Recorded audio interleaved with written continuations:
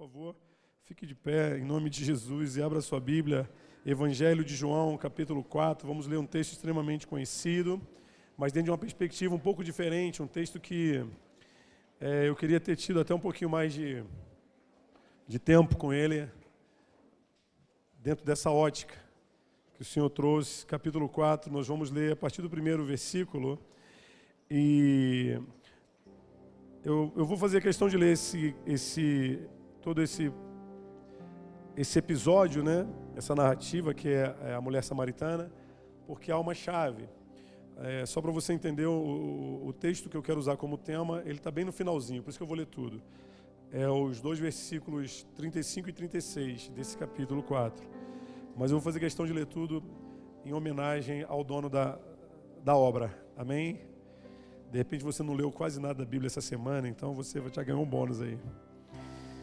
Jesus sabia que os fariseus tinham ouvido dizer que ele batizava e fazia mais discípulos que João, embora Jesus mesmo não batizasse, e sim os seus discípulos. Assim deixou a Judéia e voltou para a Galiléia. No caminho teve que passar por Samaria. Semana passada ele passou na fronteira, agora ele está passando bem dentro de Samaria mesmo. Eu estou ótimo de mapeamento, né? Não sei o que está acontecendo comigo, gente, mas vamos continuar. Chegou um povoado samaritano chamado Sicar. Só para você entender, Sicar significa falsidade, significa máscaras, ou cidade propriamente dito, mas eu gosto dessas analogias. Então, Sicar é um símbolo interessante, é a cidade das máscaras, das fantasias, né? Perto do campo que Jacó tinha dado a seu filho José. O poço de Jacó ficava ali. Jesus, cansado da longa caminhada, sentou-se junto ao poço. Por volta do meio-dia, pouco depois, uma mulher samaritana veio tirar água. Jesus lhe disse: por favor, dê-me um pouco de água para beber. Naquele momento, seus discípulos tinham ido ao povoado comprar comida. A mulher ficou surpresa, pois os judeus se recusavam a ter qualquer contato com os samaritanos. Você é judeu e eu sou uma mulher samaritana, disse ela a Jesus. Como é que pede água para beber? Jesus respondeu: se ao menos você soubesse que presente Deus tem para você e com quem está falando, você me pediria e eu lhe daria água viva. Uau! Mas você não tem corda, não tem balde e o poço é muito fundo, disse ela. De onde tiraria água viva? Além do mais, você se considera mais importante do que nosso antepassado Jacó, que nos deu este poço? Como pode oferecer água melhor que esta que Jacó e seus filhos e seus animais bebiam? Jesus respondeu: quem bebe dessa água logo terá sede outra vez, mas quem bebe da água que eu dou nunca mais terá sede. Ela se torna, essa água, uma fonte que brota dentro dele e lhe dá a vida eterna. Por favor, Senhor, dê-me dessa água, disse a mulher. Assim nunca mais terei sede, nem precisarei vir aqui para tirar água.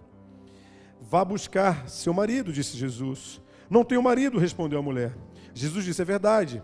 Você não tem marido, pois teve 5 maridos, e não é casada com o homem com quem vive agora. Certamente, você disse a verdade. O senhor deve ser profeta, disse a mulher. Então, diga-me, por que os judeus insistem que Jerusalém é o único lugar de adoração, enquanto nós, os samaritanos, afirmam que é aqui, no Monte Gerizim, onde os nossos antepassados adoraram? Jesus respondeu: creia em mim, mulher, está chegando a hora em que já não importará se você adora o Pai neste monte ou em Jerusalém. Vocês samaritanos sabem muito pouco a respeito daquele a quem adoram. Nós adoramos com conhecimento, pois a salvação vem por meio dos judeus. Mas está chegando a hora, e de fato já chegou, em que os verdadeiros adoradores adorarão o Pai em espírito e em verdade. O Pai procura pessoas que o adorem desse modo, pois Deus é espírito e é necessário que os seus adoradores o adorem em espírito e em verdade. Tudo bem até aqui? A mulher disse: eu sei que o Messias, aquele que é chamado Cristo, virá. Quando vier, ele nos explicará tudo. Então, Jesus lhe disse: sou eu o que fala com você. Naquele momento, seus discípulos voltaram, ficaram surpresos em encontrá-lo falando com uma mulher, mas nenhum deles se atreveu a perguntar o que o Senhor quer, ou por que conversa com ela. A mulher deixou sua vasilha de água junto ao poço e correu de volta para o povoado, dizendo a todos: venham ver o homem que me disse tudo o que eu já fiz na vida. Será que ele não é o Cristo? Então as pessoas saíram do povoado para vê-lo. Enquanto isso, os discípulos insistiam com Jesus: Rabi, coma alguma coisa. Ele, porém, respondeu: eu tenho um tipo de alimento que vocês não conhecem. Os discípulos perguntaram uns aos outros: será que alguém já lhe trouxe comida? Então Jesus explicou: o meu alimento consiste em fazer a vontade daquele que me enviou e em terminar a sua obra. Vocês não costumam dizer: ainda faltam 4 meses para a colheita? Mas eu lhes digo: despertem e olhem em volta. Os campos estão maduros para a colheita. E eu quero que vocês guardem aqui. Os que colhem já recebem salário, e os frutos que ajuntam são as pessoas que passam a ter a vida eterna. Que a alegria espera tanto que semeia quanto que colhe. Vocês conhecem o ditado: um semeia e o outro colhe, e é verdade. Eu envio vocês para colher onde não semearam, outros realizaram o trabalho, e agora vocês ajuntarão a colheita. Até aqui. Senhor, em nome de Jesus, nós te agradecemos por essa noite tão preciosa, por esse ambiente familiar. Obrigado por esse tempo que o Senhor reservou para nós, Senhor, um tempo de adoração, de glorificação, Senhor, um tempo de exaltação do seu santo e poderoso nome, e que seja somente o seu nome a ser glorificado nesse lugar. Esconda-nos em Ti agora, Senhor, e nos faça alvo da Tua verdade. Esconda-nos em Ti agora, Senhor, e nos faça assistido pela vida do Teu Espírito, que encontra nessas palavras a base legal, Senhor, para interferir em realidades que dominam o nosso ser. Vem, Jesus, porque queremos ser transformados por Ti. Vem, Senhor, porque queremos, Pai, provar, Senhor, da Tua santa e poderosa graça. Queremos, Senhor, vivenciar, Senhor, aquilo que é bom, perfeito e agradável, que é a Tua vontade. Deus Todo-Poderoso, esconda-nos, Senhor, de maneira que os nossos inimigos não nos acessem enquanto aqui estivermos, e não só aqui, Pai, mas a partir daqui. Por isso eu oro agora por cada casa, por cada família aqui representada, que o Teu zelo, que o Teu cuidado, Senhor, esteja sobre cada um deles, sobre cada um dos seus filhos, sobre os seus familiares, Senhor, em nome de Jesus, Pai. Amém e amém. Queria que você se assentasse. Subida para Pentecostes. Tempo muito precioso. Deuteronômio 16, 9 e 10 diz: contem 7 semanas a partir de agora, em que vocês começam a colheita do cereal. Celebrem então a festa das semanas ao Senhor, ao seu Deus, e tragam uma oferta voluntária conforme as bênçãos recebidas do Senhor, do seu Deus. Esse é um texto que eu tenho sempre usado como um texto, de peregrinação, nosso texto de subida, porque é isso que nós estamos fazendo. E para você que está começando a caminhar conosco, ou você que está aqui nos visitando, é assim que nós celebramos as nossas festas, tá, meu irmão? Nós nos preparamos para elas, de preferência um mês antes, começamos os nossos momentos de subida. Para quê? Porque é a forma de nós entendermos espiritualmente aquilo que nós vamos vivenciar ao longo de 2, 3, 7 dias. No caso de Pentecostes, serão 2 dias e 2 dias bem específicos, bem preciosos. Quero falar, quando nós falamos de Pentecostes, nós falamos de colheita, uma festa de colheita, de celebração daquilo que temos colhido. E por isso eu quero usar como versículos chaves, diante de tudo aquilo que nós lemos no capítulo 4 de João, versículos 35 e 36, que diz assim: vocês costumam dizer, ainda falta 4 meses para a colheita. Mas eu lhes digo, despertem e olhem em volta. Os campos estão maduros para a colheita. Ao final de toda essa história, que é tão conhecida para quem já tem uma vivência aí na igreja, graças a Deus, a mulher samaritana, ela é bem famosa, ela é bem badalada aí, Desde a escola dominical a gente ouve as histórias de Jesus, se relacionando de forma tão preciosa com essa mulher. E que momento rico, Que momento maravilhoso. Hoje eu não estou legal.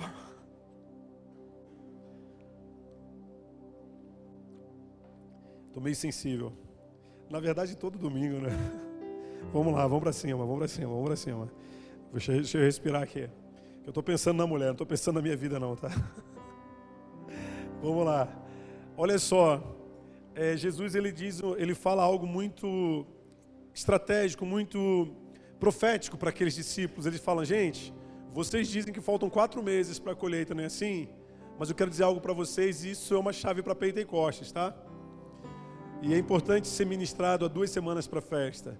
Jesus fala: ei, os campos já estão brancos. Já está tudo pronto, cara. Começa a colher. Que isso, pastor? Ele está falando de almas. Ele está falando de evangelismo. Mas é isso que eu estou falando também. Você entendeu algo diferente disso? Não, pensei que você estava falando da minha vida financeira. Pensei que você estava falando do meu casamento. Pensei que você estava falando da minha vida profissional. Mas é isso que Deus quer usar para evangelizar pessoas. Ou você acha que Ele vai usar o panfleto do metrô? Eu respeito e amo o panfleto do metrô e as pessoas que estão ali. Mas eu quero que você entenda isso. Os campos já estão brancos. Está na hora da colheita. E Ele quer usar exatamente a tua vida. Ele quer usar a tua história, Ele quer usar as tuas guerras, Ele quer usar as suas experiências para ser o meio pelo qual Ele vai começar a colher. Mas você precisa entender isso, porque nós não entendemos, é isso que Ele está falando. Eu acho loucura esse texto. Jesus, essa conversa de Jesus com essa mulher me deixa desesperado. E Jesus está numa vibe aqui tão alta que Ele não está respeitando ninguém aqui. Não que Ele precise, mas Ele não está incomodado com aquilo que os discípulos estão pensando, com aquilo que a mulher está pensando. A conversa dele é uma conversa bem desproporcional. Ele chega para a mulher e fala, me dá água. E ela fala, água? Pô, você, um judeu pedindo água para uma mulher samaritana, meio-dia, está de brincadeira. Você deve estar com crise de identidade. Ele falou, não, se você soubesse quem eu sou, o que eu tenho para te dar, é você que me pediria. E eu te daria aquilo que eu trouxe, e eu te daria uma água viva. Cara, eu estou falando de água e você está falando de água viva. Eu estou querendo pegar água no poço. Eu estou falando de corda, caneco, poço, profundidade. E Jesus está falando, não, eu estou falando de água viva mesmo, é água. Se você quisesse beber da minha água, você não teria sede. E essa mulher está louca. Ele falou, cara, esse cara está desesperado. Eu estou querendo pegar água, estou cheio de coisa para fazer em casa. E ele vem com esse papo de, vai me dar água, me dá dessa água. E você acha que você, com essa história aí, você não tem nada para pegar água, e você acha melhor do que Jacó, o nosso pai Jacó, que nos deu esse poço tão precioso. E Jesus fala, rapaz, minha senhora, deixa eu te contar uma história. Eu quero te dar água viva. Ele falou, rapaz, então me dá que eu preciso beber dessa água agora. É essa água que eu quero beber, uma água que não vou mais sentir sede. Você está entendendo a distância dessas duas conversas, desses dois locutores aí, nesse diálogo? Um está bem carnal, bem físico, tentando entender a amplitude, a profundidade de uma conversa que, como eu falei, Jesus não falou, olha, eu sei que isso aí é uma água física, né, uma água, né, bem na matéria, mas eu tenho uma água. Não, ele não ficou dando aula para ela. Ele não ficou, não, já chegou. E ele faz a mesma coisa aqui com os discípulos. Ele vai chegar para os discípulos e fala, gente, vocês ficam nesse clima aí de, não, faltam 4 meses para a colheita. Faltam 4 meses. Eu quero dizer uma coisa, o campo já está branco. E está na hora de vocês colherem.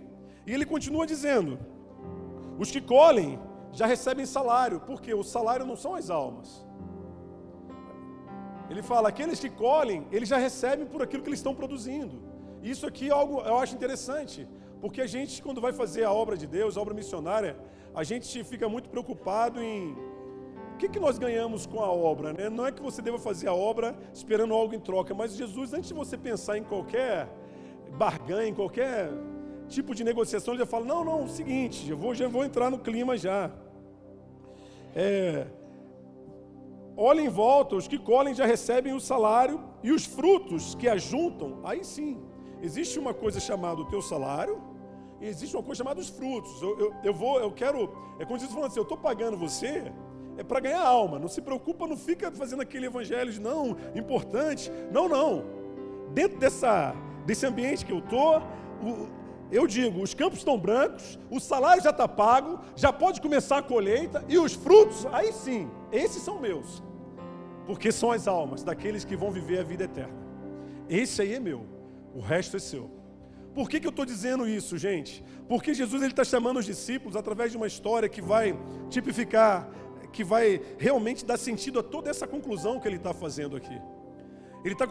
Ele encontra uma mulher e o diálogo dele com essa mulher é que vai dar consistência a esse fechamento que ele faz junto aos discípulos. Ele está dizendo, ei, está na hora de você começar a despertar para um padrão de vida que eu estou chamando vocês a viverem.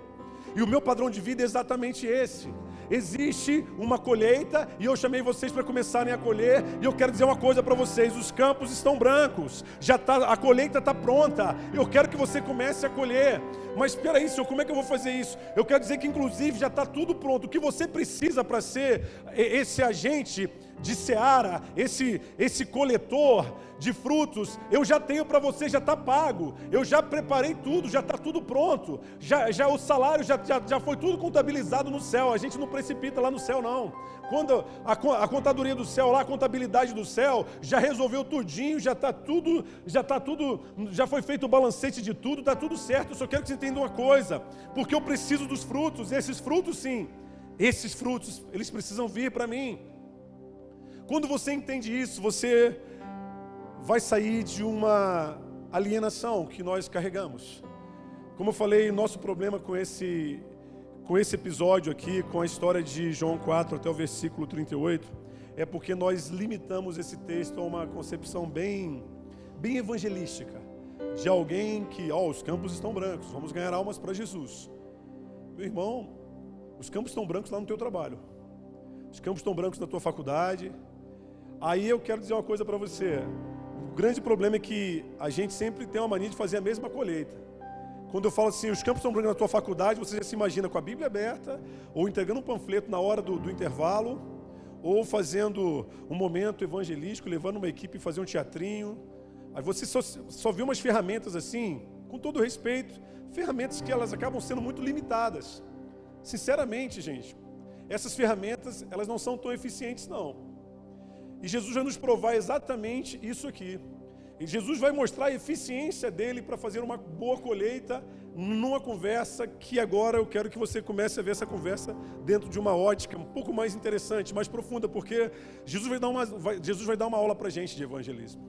Agora, ele vai fazer você entender que viver debaixo de uma mentalidade onde os campos estão brancos, você vai perceber que tudo passa a fazer sentido na tua vida em prol do reino. Você vai perceber que a tua luta, ela faz sentido em prol do reino.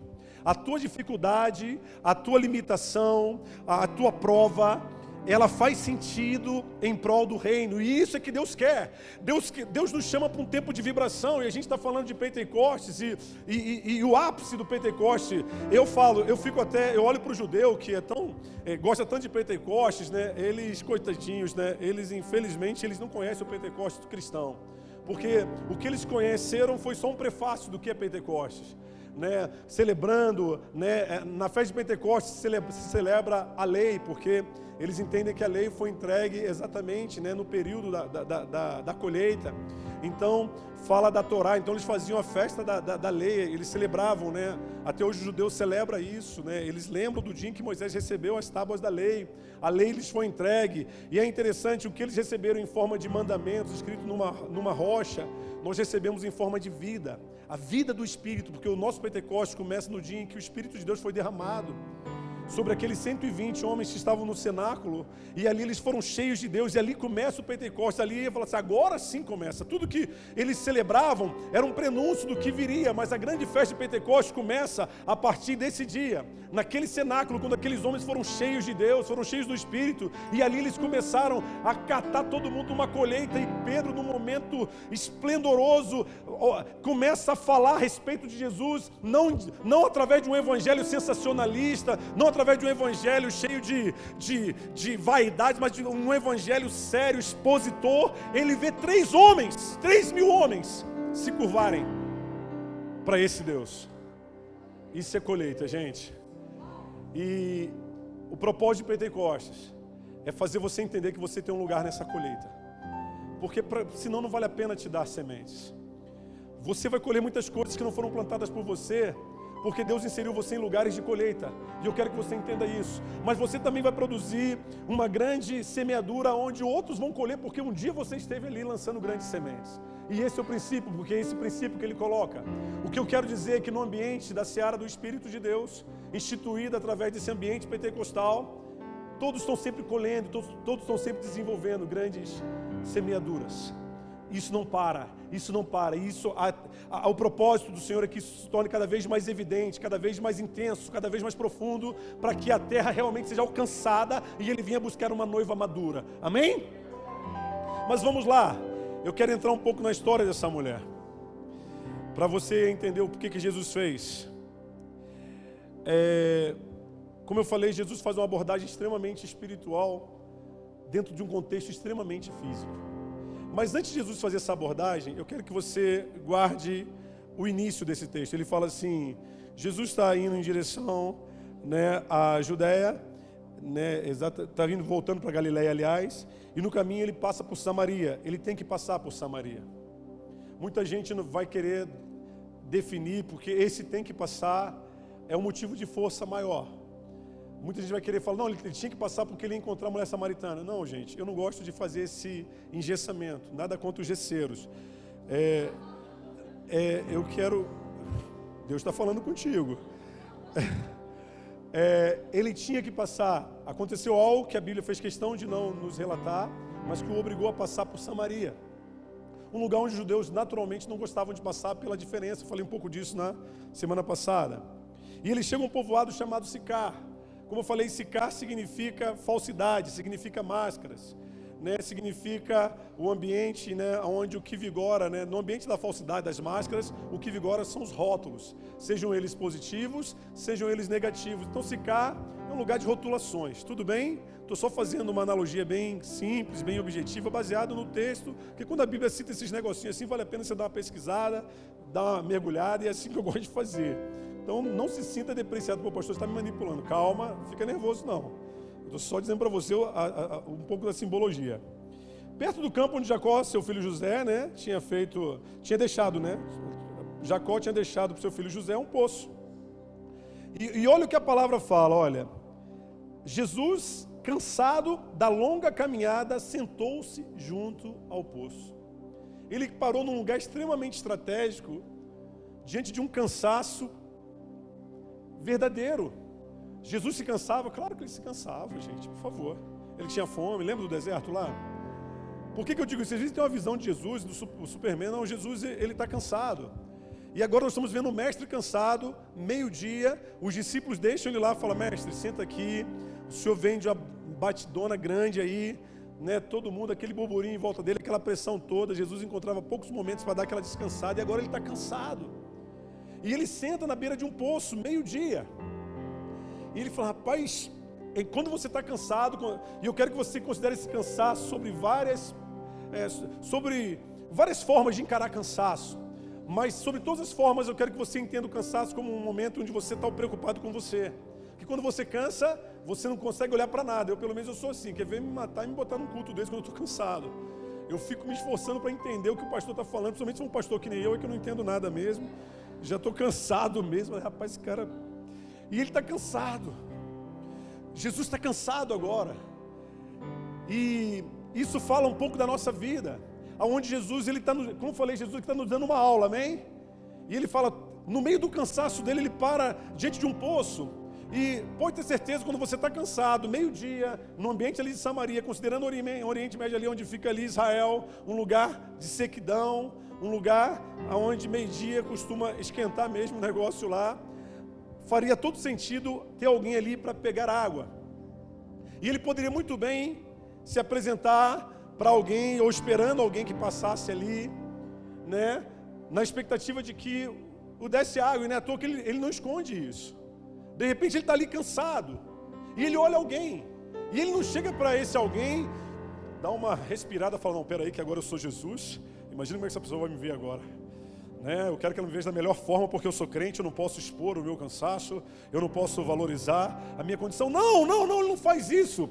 Ele vai usar exatamente a realidade que ele está inserido. Ele vai usar a condição que ele se encontra para desenvolver um relacionamento com uma pessoa que pela hora que ela estava ali, era alguém digno de não ter, nem os samaritanos, é provável que nem os samaritanos conversassem com aquela mulher. Por quê? Porque aquele horário, como a gente costuma saber ao longo da história, meio-dia, a dona de casa não está pegando água meio-dia. As donas de casa acordavam cedo para pegar água, ou era geralmente no início da manhã, ou no finalzinho da tarde, já para o outro dia. Porque meio-dia as donas de casa estavam fazendo comida para seus filhos, maridos. Esse horário era o horário da sobra. É o horário onde quem costumava frequentar os poços, meio-dia, o poço de Jacó, meio-dia, os rejeitados, as prostitutas, os adoecidos, aqueles que chegavam lá, não tem ninguém, porque se tivesse alguém lá, eles seriam... Era natural, era normal serem rejeitados. porque assim funcionava aquela sociedade. Então Jesus está meio-dia, e agora aparece uma mulher, pegando água naquele poço. Alguém que estava anos-luz, se nós olharmos Jesus na condição de Deus, homem, judeu, linhagem de Davi, cara de linhagem real, por parte de pai, por parte de mãe, e ele encontra uma mulher, meio-dia, lá de Samaria, numa cidade conhecida pela falsidade, o nome dela simboliza isso, eu quero que você considere, e ele encontra essa mulher naquele poço, cara, e ele não abre mão de bater um papo com aquela mulher, e ele tem um propósito naquela conversa. E eu queria que você olhasse para essa mulher, só para a gente gerar uma proporção bem básica, para você entender onde eu quero chegar. Imagina você, esse monge tibetano de Jesus, que anda com a Bíblia ali, que tem uma postura austera ali, todo bem enquadrado, não pode ver, paz do Senhor, misericórdia, Senhor é contigo, Shalom Adonai, olha, Deus é comigo, e de repente surge um sujeito bem contrário a tudo aquilo que você imagina. Uma pessoa, vamos botar aí, tatuada até a cabeça, cheio de bola dentro da pele. É mais ou menos essa proporcionalidade para você entender esse texto, tá? A distância que existia entre essa mulher para Jesus, ainda assim, Jesus ainda estava bem mais distante dessa mulher do que você, de um cara que chega com a língua cortada no meio, o olho rasgado porque ele costurou em forma de tridente, e ele vem andando assim porque é o único momento que ele pode pegar a água. Porque se ele parecer lá meio-dia, se ele 11 horas da manhã, ninguém já põe ele para correr, já chama ele de demônio, de Satanás, sai daqui que você... Essa é a proporção, tá? Então imagina você diante que você olha assim, dá aquela olhada e fala, poxa, eu já estou cansado. E aí aparece a assombração, Senhor. Eu já não tenho tempo nem para... Eu queria só descansar.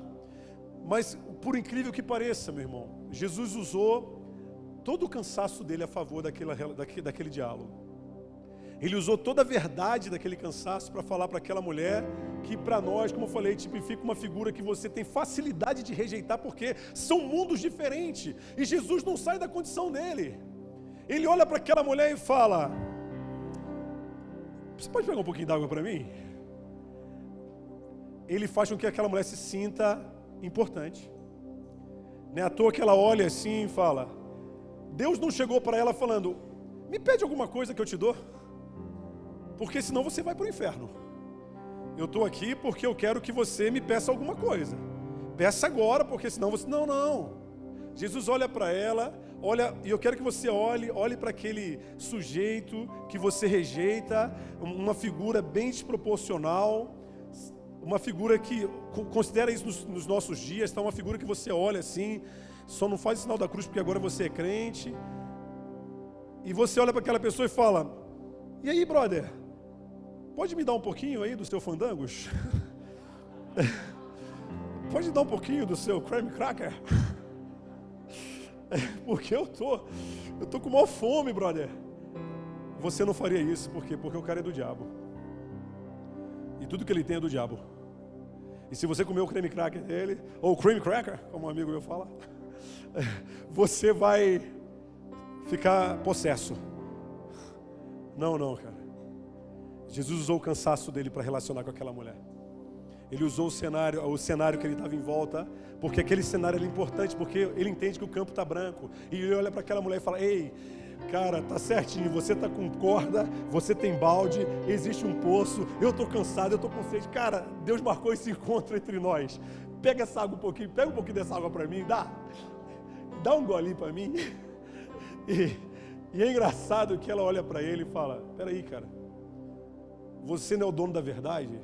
Você é judeu, você é o cara, como é que você vem com essa história para mim, de que, puxando conversa com um samaritano, uma mulher samaritana, meio-dia num poço, ei, nós não nos relacionamos. Ele falou, cara, se você soubesse quem eu sou, aí ela deu a deixa, né? Eu te pedi, eu queria que você me desse, mas já que você não quis me dar, se você soubesse quem eu sou, era você que pediria. Eu estava esperando falar isso para você. Eu esperei o momento certo. Se você só me desse, eu ia agradecer e falar, posso te devolver isso em forma de um presente? mas já que você... Ela poderia ter dado, quietinha, e ficado na dela, falando, pô, que judeu mais doido, né? Os caras nem gostam da gente. Então, bebe aí, cara. Não vale nada esses judeus. E ele ia beber feliz e falar, pô, posso te agradecer? Não, mas ela não fez isso, ela escolheu o pior caminho. E eu gosto disso. Ela rejeitou Jesus. Quem rejeitou Jesus foi ela. Ela falou, cara, a gente não conversa. Pô, aí Jesus fala, pô, mas se você soubesse quem eu sou, você que me pediria água. Pô, água, você não tem nada para me oferecer. Cadê teu balde? Cadê tua corda? Olha, o poço é fundo, é mistério. Quero dizer uma coisa para você, você não tem nada para me oferecer. Cara, aí que você se engana. Eu tenho sim. Eu tenho água viva para te dar. Eu tenho uma água viva que quando você beber, você nunca mais volta para esse poço. Cara, eu gosto desse papo. Ele é tão louco. E ela olha e fala, então me dê dessa água agora. E quando ela se abre para beber dessa água, Jesus vai e faz uma outra pergunta. Olha só. No 15 ele fala, por favor, Senhor, dê-me dessa água, disse a mulher. Assim nunca mais terei sede, nem precisarei vir aqui para tirar a água. Aí ele vai e fala, claro que eu vou te dar essa água. Vai lá buscar seu marido para mim. Aí ela, não, eu não tenho marido. Eu não tenho marido. Ele falou, falaste a verdade, mulher. Tu já foi casada 5 vezes. E esse homem que está com você hoje, que é o 6º homem, nem seu marido é. Você está entendendo? Aí quando ela olha para aquilo, aquela verdade bate como uma flecha, como uma lança. Traspassa ela. Agora esse cara chegou onde eu não queria. Esses judeus são terríveis. Antes da gente continuar o texto, eu quero fazer você entender um pouco essa mulher agora sobre... Vamos conhecer um pouco essa mulher agora, para a gente entrar na crise dela. As cidades de Sicar, ela é muito parecida com o mundo que nós temos vivido nos nossos dias. Sicar aqui, ele é uma analogia bem clássica do que se tornou o mundo do século 21. O mundo onde as pessoas elas têm facilidade de se tornarem bem falsas, de esconderem as suas guerras, de esconderem as suas tragédias, as suas falências e viver uma vida bem falsidade. E isso nunca esteve tão evidente como nesse século, onde as mídias sociais passaram a dominar a nossa relação com o próximo.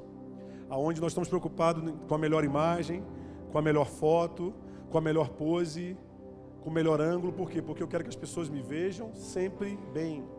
A imagem da falsidade. E é engraçado que essa mulher, quando eu vejo essa mulher indo para o poço, Deus me mostra uma pessoa muito interessante.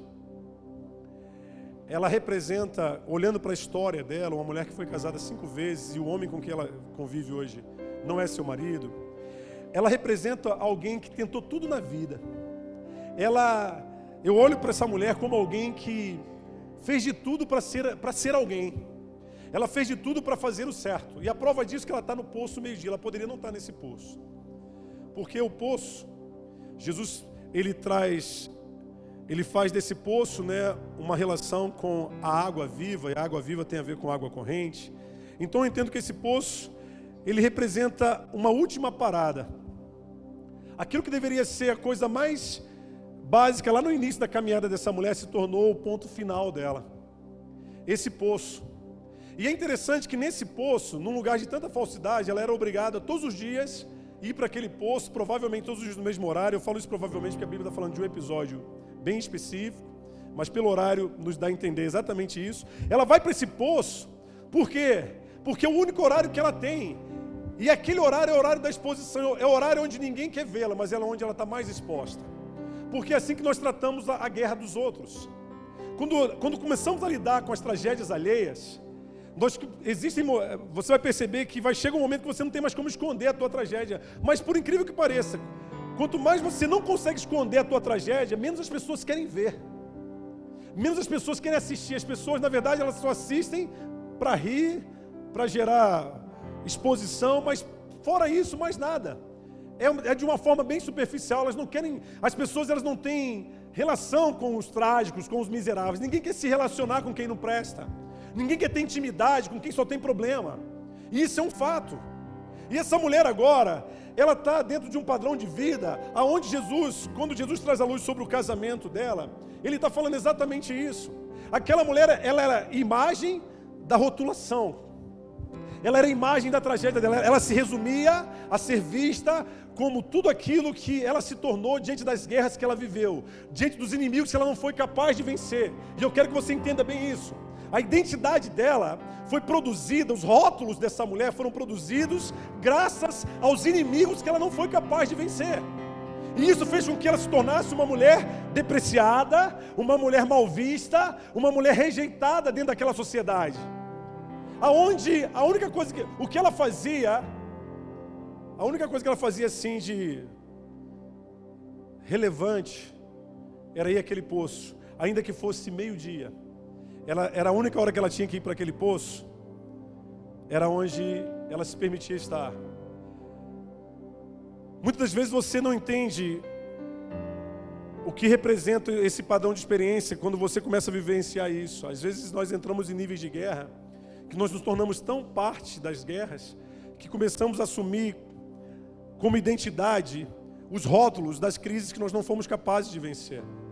Começamos a assumir como identidade os efeitos de inimigos que são muito mais fortes do que nós somos capazes de enfrentar. E é nessa hora que a gente se obriga a fazer o que essa mulher faz.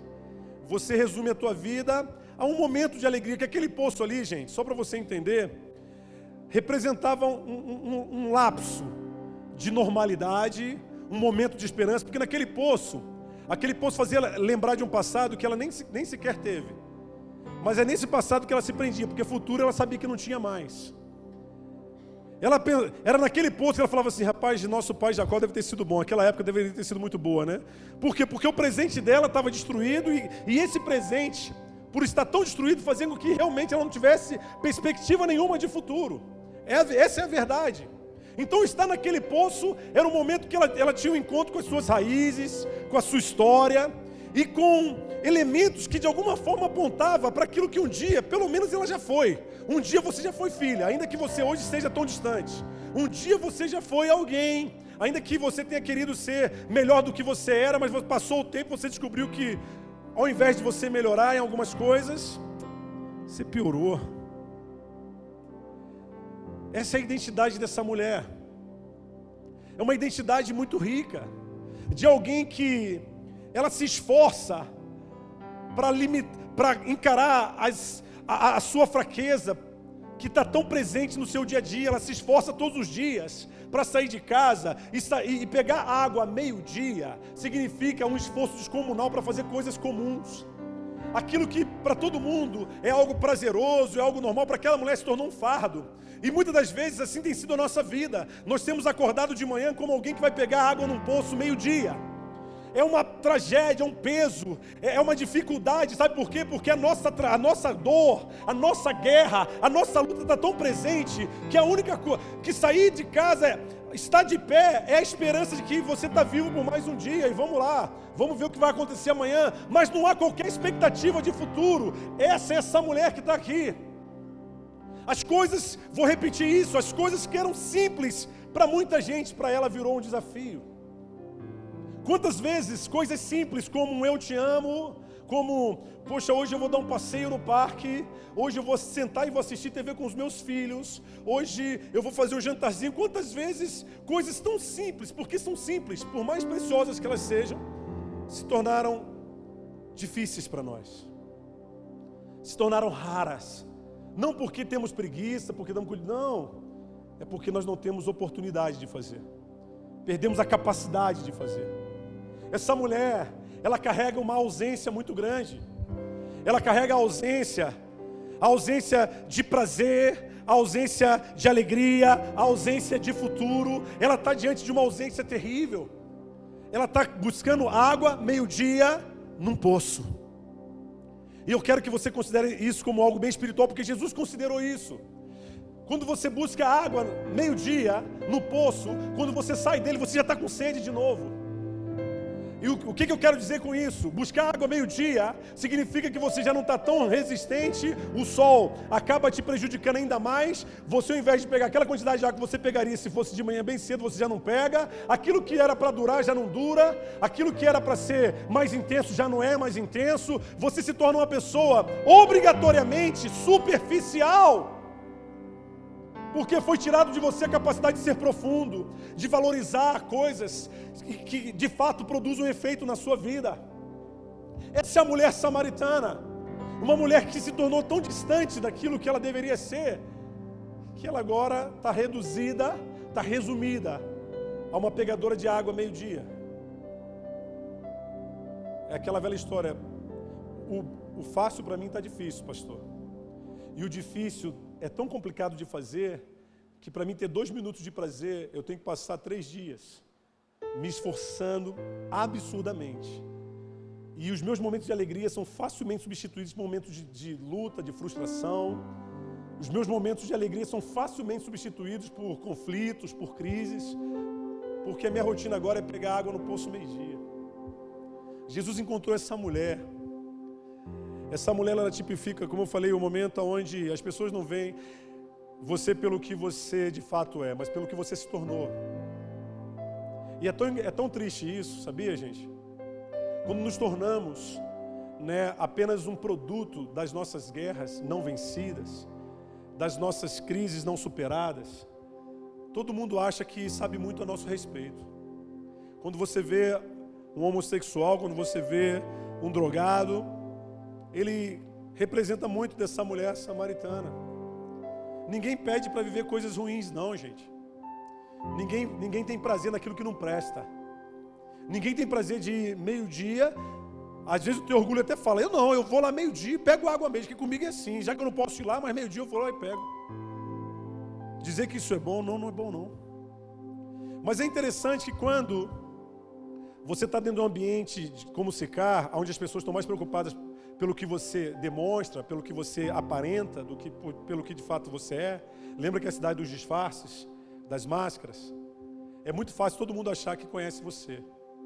É muito fácil as pessoas rotularem, rejeitarem, evitarem você aonde quer que você esteja, porque elas pensam que te conhecem. Elas acham que dominam aquilo que você está vivendo, e elas já têm um conceito, ou melhor, elas têm um preconceito sobre o que você faz, o que você se tornou, e elas se sentem as donas da verdade. É interessante que Jesus vai nos ensinar exatamente algo que está muito acima disso. Quando Jesus senta com aquela mulher, primeira coisa que ele vai tratar na vida dela, ele vai trazer de volta para ela um senso de utilidade. Sabe qual é o nosso problema como cristãos? Nós somos muito orgulhosos, sabia? E a gente tem costume de olhar para o mundo e ver o mundo como um bando de inúteis. Um bando de condenados para o inferno. E eu quero dizer que existem muitas pessoas que estão esperando ser úteis, que precisam se sentir úteis porque elas já tentaram de tudo.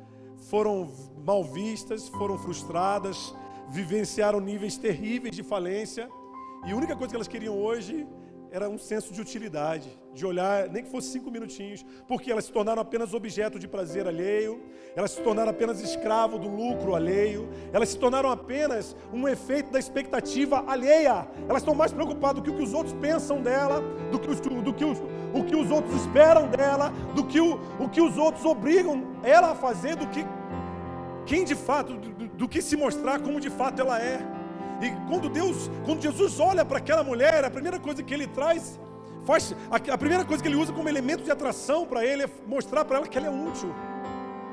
Não por obrigação, não por exposição, não por manipulação, não por sedução. Não, ela é útil sim. E ele diz, me dá água. Mas ela está num ambiente de inutilidade tão grande.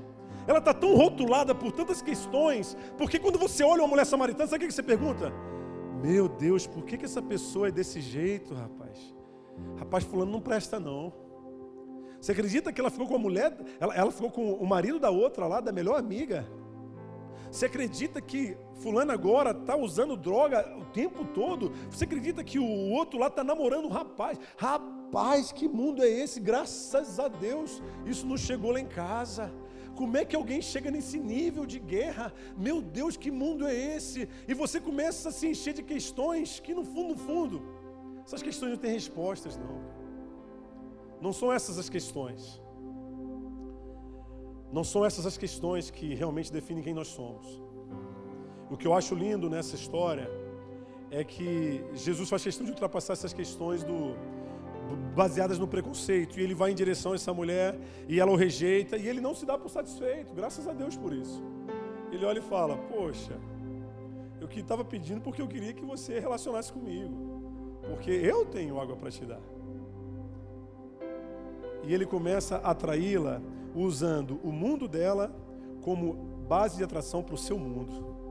Ele está dizendo: ei, quando eu chamei você para se relacionar com pessoas do mundo, chamei para você para entrar em ambientes onde tem pessoas agora presas em drogas, em miséria, correntes sexuais, perdidas em suas identidades. Eu não chamei você para ficar lá fazendo piquenique lá, não.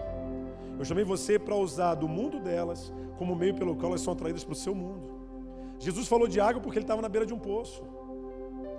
Se ele estivesse em outro lugar, se ele estivesse na beira de uma fogueira, ele ia falar de fogo. Porque ele está usando: ei, se você soubesse quem eu sou, era você que ia fluir comigo aqui, brother. Não era eu que estava preocupado, só para você entender, só estou te dando uma moral. Beleza? Não, peraí, pô, mas tu tá dizendo, não é nada, tu tá aí, não sabe nada que você está falando. Sei sim. E vou te falar, não só sei, como se você entrar na minha, eu te asseguro. Ele leva ela exatamente para o padrão dele. Você não volta mais nesse poço. Aí ele curtiu. Não porque ele acreditou na palavra. Ele gostou do desafio. Ela gostou do desafio. Opa, curti. Quer dizer que eu não volto mais aqui? Tá valendo então. Me dá dessa água aí. Aí Jesus, quando ela se propõe a querer dar água, lembra que eu falei que a água era só um elemento de esperança? Porque Jesus olhou para a água. E eu quero que você olhe a água agora como um grande símbolo profético.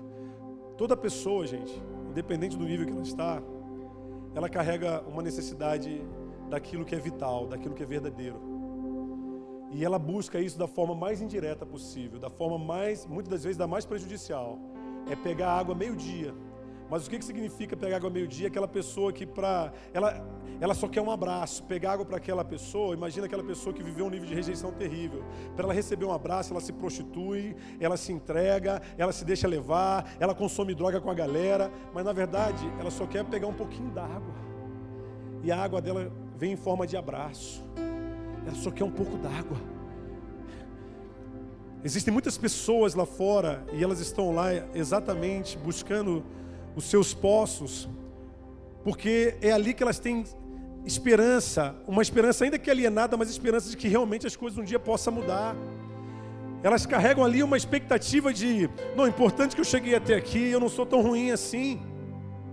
E Jesus, ele marcou um encontro com aquela mulher, vamos colocar assim, um encontro onde ele fez questão de esperar aquela mulher nesse momento mais humano da natureza dela, no momento onde ela está mais sensível. Ela agora não está armada, ela não está ali para seduzir mais um marido, ela não está ali para se afirmar no auge da sua tragédia. Não, ela está ali só para pegar água, ela só está ali falando: ei, eu só estou aqui porque, veja a água como algo bem fundamental. Eu só estou aqui para receber um abraço, eu só estou aqui para fazer o que é certo, eu só estou aqui porque eu sou uma pessoa justa, eu só estou aqui porque eu estou vivendo meu momento de pessoa normal, porque quando eu sair daqui, eu vou me encher de droga, quando eu sair daqui, eu vou começar a transar com todos os homens que estiverem na praça, mas aqui é o meu momento, eu comigo mesmo, por mais difícil que seja.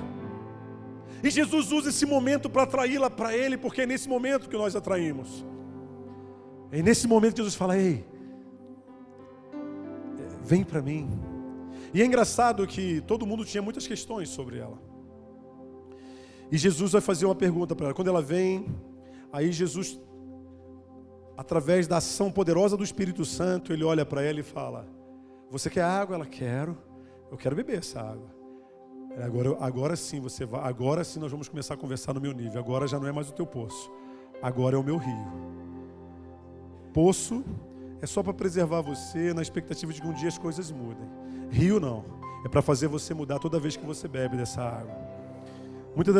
Eu estou chamando a atenção para esses dois conceitos porque às vezes nós estamos vivendo uma vida de poço, onde no fundo a gente muitas vezes não quer nem mudança, queremos apenas preservar o que nós temos. E Deus, quero dizer uma coisa para você: se a tua busca é só ficar zelando pelo que você tem, cuidado, porque poço não muda você, poço não protege você. Na verdade, o poço te expõe, e a hora que o inimigo quiser te acessar, ele já sabe onde te acessar. Ou você se preocupa em viver uma vida de evolução, que é a vida da água viva. A água viva é a água corrente, a água do rio, a vida da dependência, porque essa água viva fala de dependência, de se permitir ser conduzido por Deus. Ou você vai continuar vivendo uma vidinha de poço, escondendo seus problemas, tendo seus momentos de você com você mesmo, você achando isso ótimo. Não, pastor, pelo menos está bom aqui, pelo menos eu consigo pegar minha águazinha todo dia, meio-dia, pelo menos eu estou aqui na expectativa de ir para o céu. Não, para, gente, para. Agora eu quero evoluir um pouco na minha exposição e quero dizer para você: Deus não chamou você para viver de poço. Deus chamou para mergulhar no rio. Por isso ele fala: eu tenho uma água viva para você. Poços nos levam a zonas de conforto. Poço nos faz nos escondermos dos nossos disfarces.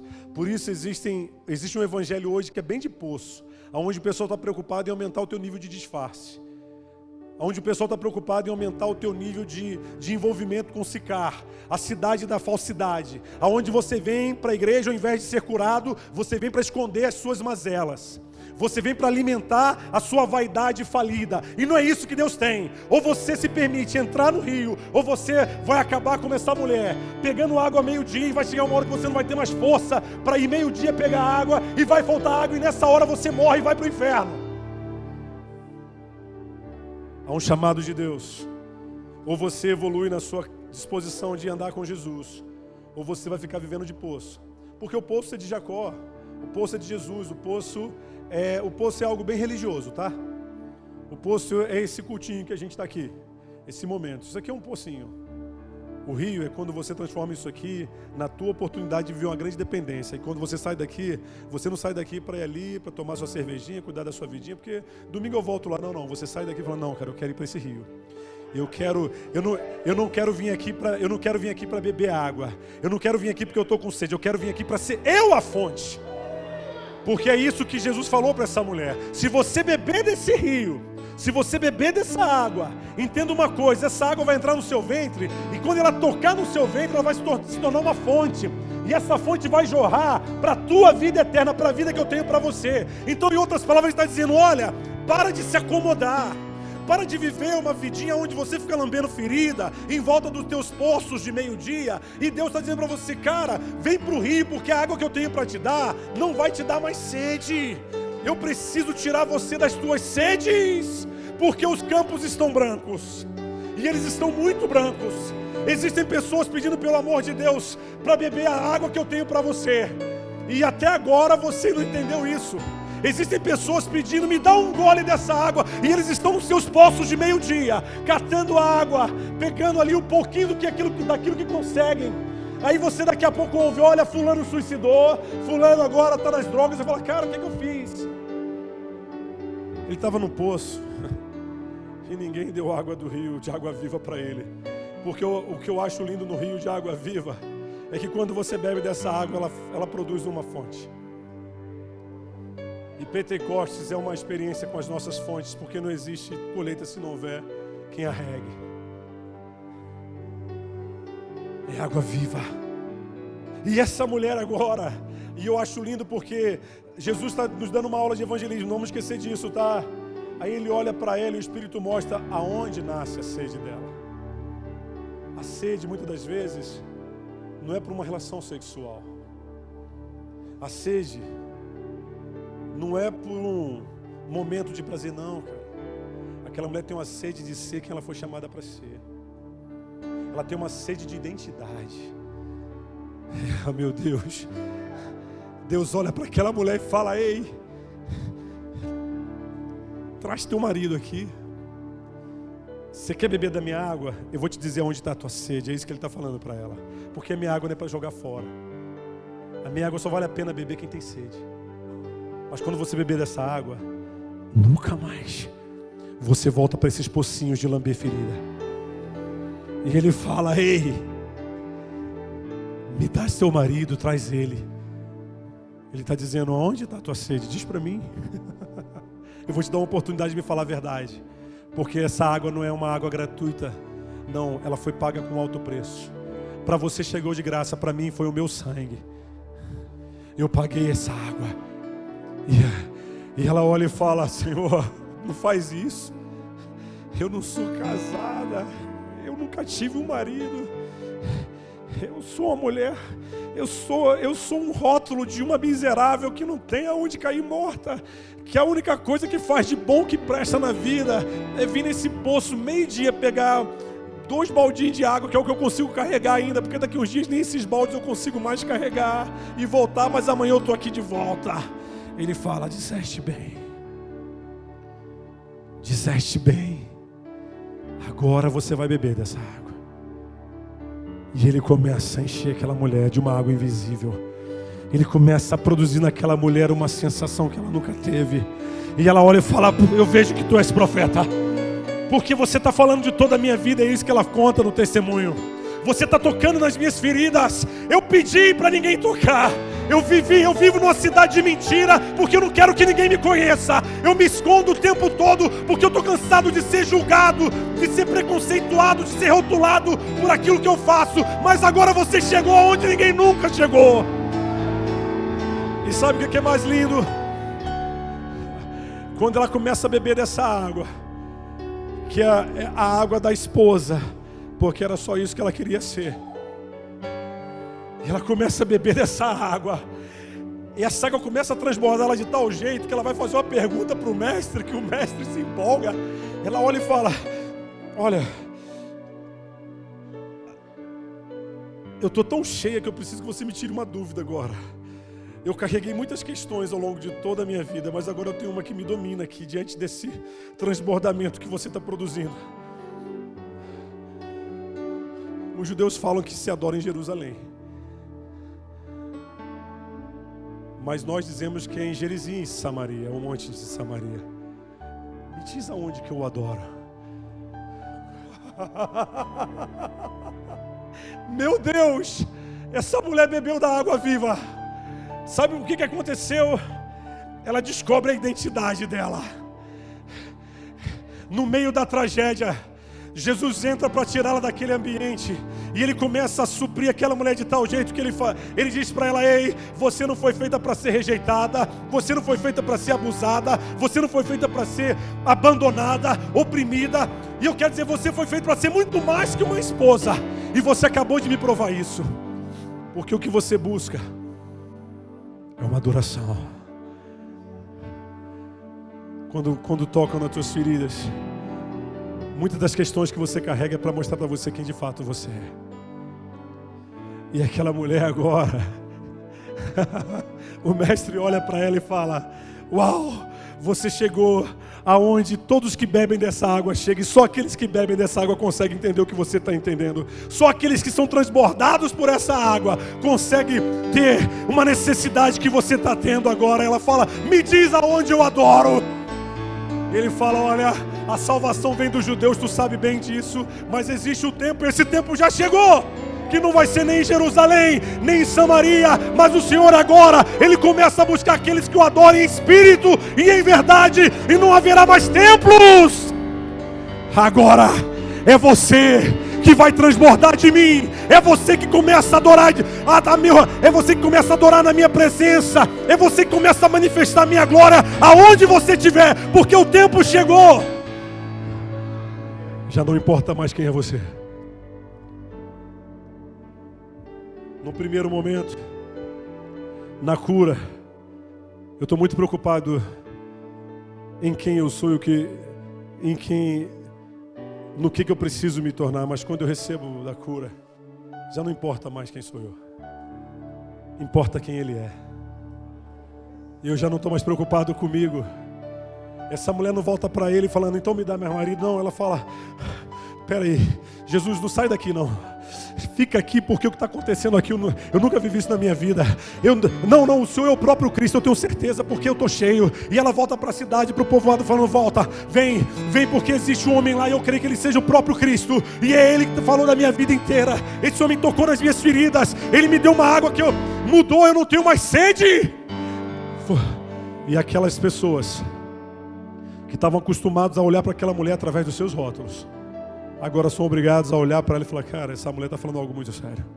E quando você fala a verdade, você pode ser a pessoa mais limitada, mais distante de qualquer situação, de qualquer ambiente. Quando você fala uma verdade ela é feita para ser ouvida.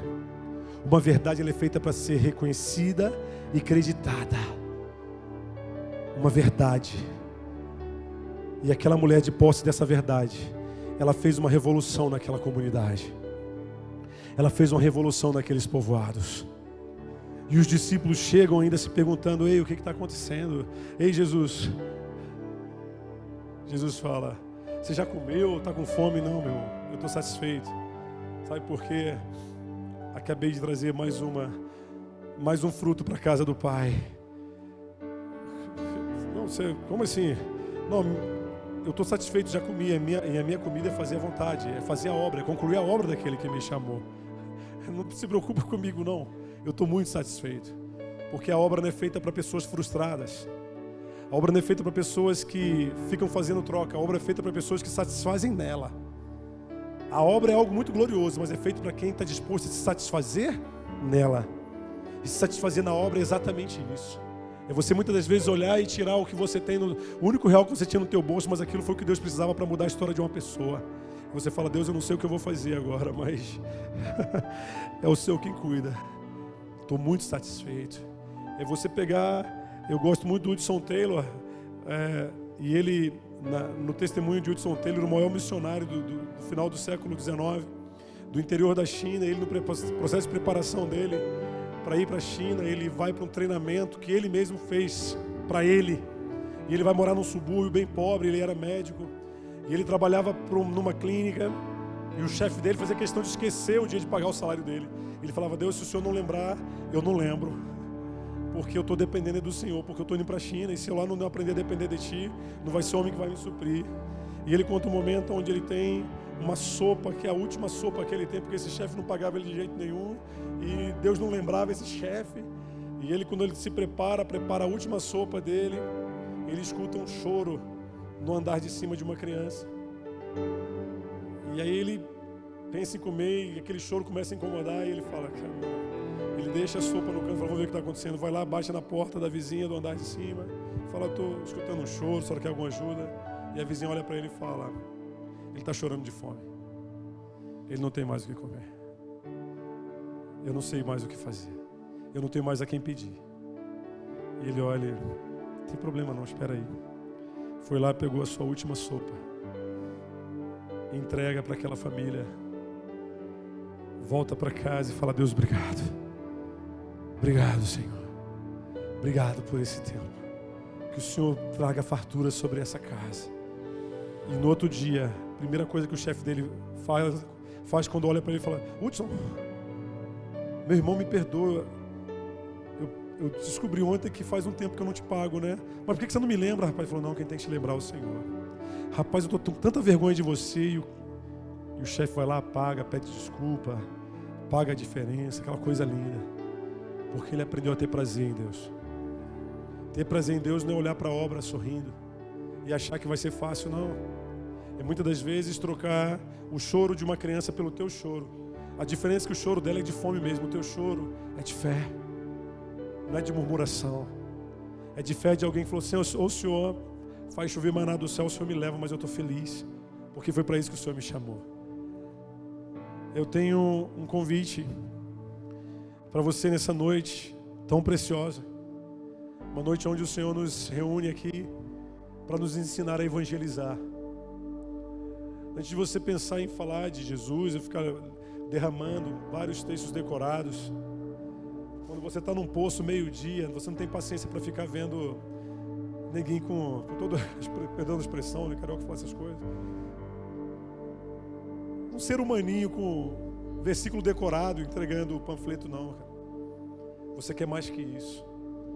Deus precisa de uma igreja, de pessoas que vão saber usar das suas guerras, das suas limitações, das suas capacidades, para entrar nas necessidades alheias. Para se comunicar através das necessidades alheias. para olhar e falar, mas não é para se comunicar de forma orgulhosa, prepotente, como eu tenho, não.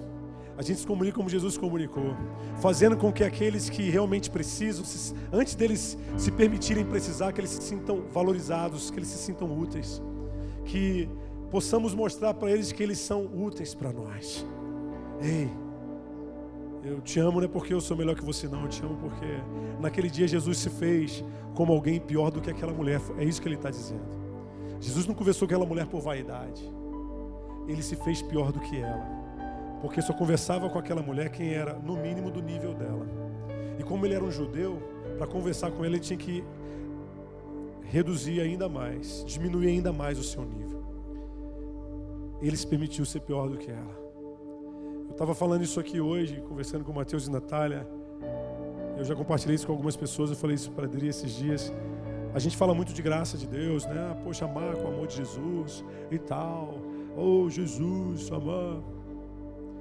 Eu quero falar o que Jesus me falou esses dias e que me agrediu demais. Você quer amar com o amor de Cristo? Você está disposto a amar com o amor de Cristo?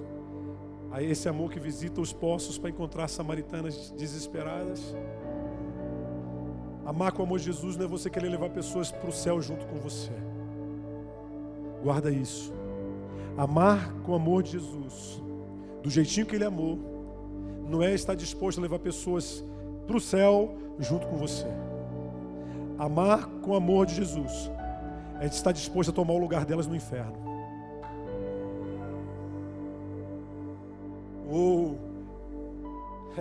Dói. É isso mesmo. E ele fala, tu quer amar com o meu amor?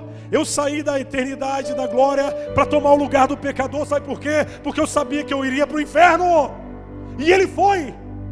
O primeiro lugar que ele pisou não foi o céu de glória, foi o inferno.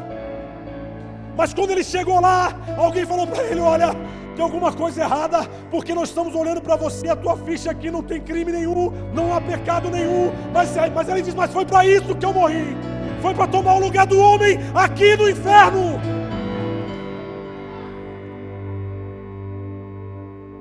Mas você não vai poder ficar aqui, porque teu pai está te chamando lá em cima. E a porta é fechada. Tudo bem, você pode me dar a chave? A chave era nossa, estava aqui. Não, mas agora é minha. Me dá a chave da morte, porque eu vou para casa, mas a partir de agora esse lugar vai virar meu território. Você pode dar glória a Deus por isso. Esse é o amor. Esse é o amor das águas vivas. Ele está levantando uma geração de água viva, de fontes. Ele vai usar o teu emprego, Ele vai usar a tua história, Ele vai usar a tua casa para tocar nas feridas. Ele quer as mulheres samaritanas. Ele olhou para aquele poço, olhou para os discípulos e falou, olha os campos, eu já paguei teu salário, eu já te dei tudo que você precisa, olha para a tua vida. Existem pessoas indo para o inferno agora. Eu deixei tudo pronto, o céu está pronto, traz eles para mim, traz eles de volta, traz os meus frutos. Foram sementes plantadas a sangue e suor e muitas lágrimas. Traz os meus frutos, porque os profetas morreram por causa deles. Nações inteiras se entregaram por causa deles. Traz os meus frutos, porque são meus. Ele vai usar você. Ele vai entrar na tua profissão. Mas pastor, eu só sei consertar a porta. Ele precisa de alguém que conserta a porta para ganhar porteiros, para ganhar donos de mansões. Ele precisa de você, porque ele vai olhar para você dizendo, ei, para de querer ser o crentão. Faça pessoas se sentirem melhor que você quando estiverem na tua presença e mostra para elas o que você tem, porque elas precisam tanto do que você tem.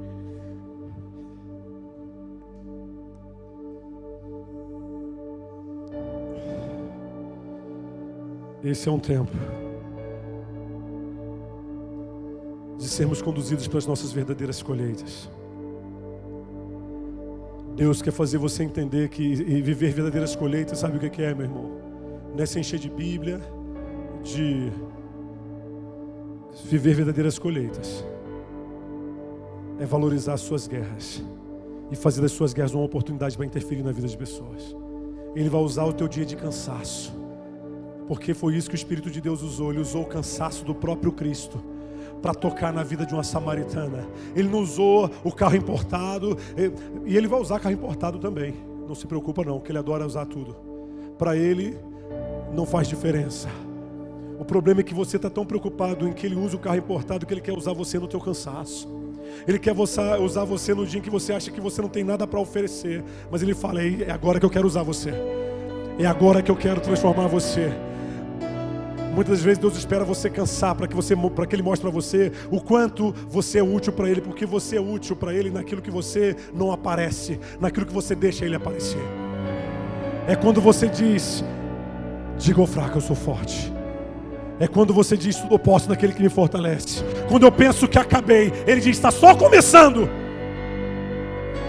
Está na hora de você reconhecer em suas crises grandes chamados.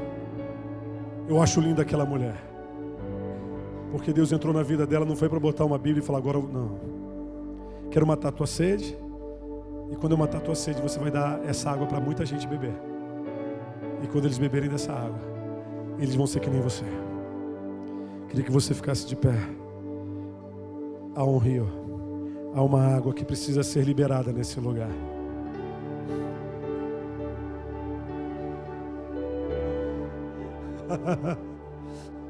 Meu Deus, eu queria que Deus tocasse na sua alma hoje de uma forma tão preciosa, porque existem pessoas aqui que precisam sair de poços nessa noite.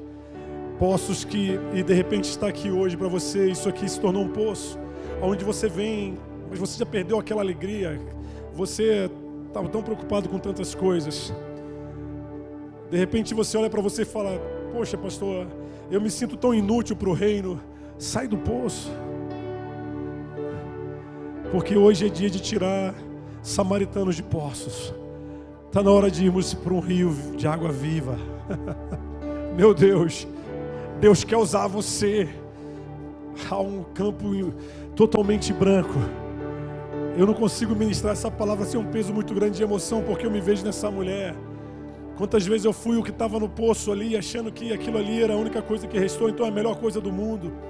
E eu resumi a minha vida a uma vida tão pequena, tão aquém daquilo que Deus tem para mim, mas eu achava bom porque, pelo menos aqui eu faço o que eu quero, do jeito que eu quero. O poço te dá autonomia para viver esses orgulhos, mas essa autonomia, ela tem um prazo de validade. Como eu falei, vai chegar uma hora que você não tem mais força para sair meio-dia de casa, para carregar um balde. Um dia você carrega 2, no outro dia você carrega 1, no outro dia você carrega, é uma vasilhinha, no outro dia você já não carrega mais nada e morre no meio do caminho. Ei, Deus está chamando você para sair das mesmices. Ele quer usar o teu emprego, Ele quer usar a tua terra, Ele quer usar a tua profissão, Ele quer usar a tua casa, Ele quer usar tudo que você tem.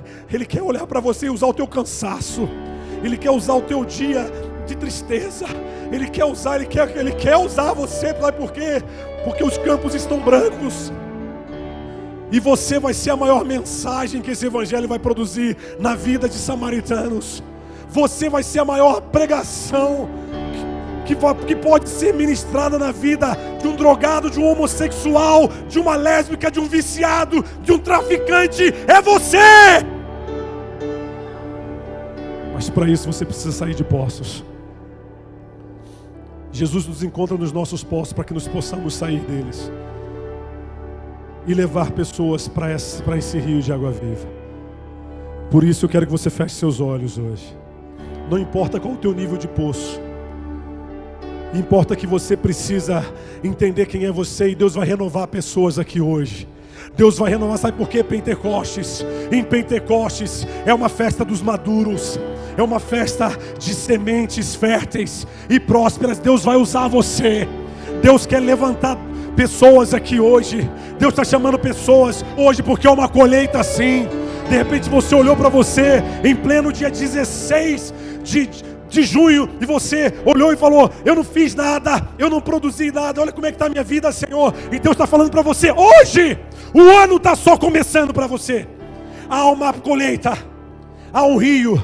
Ele vai usar você dentro daquela faculdade para de ficar lambendo feridas. Ele vai usar você na tua profissão. Ele vai usar você em lugares que você nem imagina. Há um chamado e os campos estão brancos. Eu quero que você comece a orar. Quero que você comece, deixe as águas do Espírito alcançar os teus poços. Porque quando essas águas começarem a alcançar você, haverá cura nesse lugar. Haverá despertamento nesse lugar. Haverá santificação nesse lugar. Haverá arrependimento nesse lugar. Haverá restituição de vidas nesse lugar. Um dia nós éramos os samaritanos. Oh Deus, eu quero que Deus te lembre o dia que você foi alcançado naquele poço. A samaritana, ela estava indo para o 6º ciclo de falência. E antes que esse ciclo se consumasse na vida dela, Jesus interrompeu aquele ciclo. E Ele está aqui hoje para interromper ciclos de falência, ciclos de paralisações, ciclos de misérias que muitos de nós assumimos sem perceber. Mas Ele só paralisa ciclos de quem está disposto a beber da sua água. Porque se você não estiver disposto, não se preocupa não, os ciclos vão continuar.